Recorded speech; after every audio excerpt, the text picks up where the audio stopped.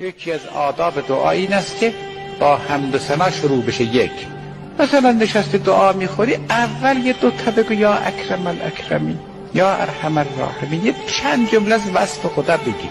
این به خداشناسی شما کمک میکنه. خداشناس هرچی بشین دعاتون زودتر مستجاب میشه. بعدن میفرماد اعتراف به گناهانت که پروردگارا من میدونم بنده گناهکارتم و گناه زیاد کردم.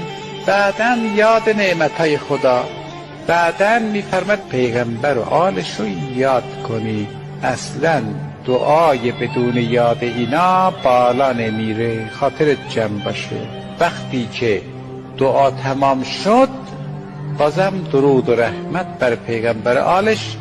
همش که تمام شد آخرین جمله ما شاء الله لا قوة الا بالله.